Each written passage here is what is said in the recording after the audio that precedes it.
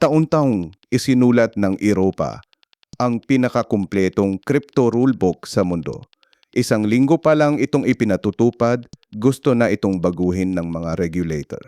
Naghahanda ang European Commission na muling buksan ang MiCA para palawakin ang saklaw nito.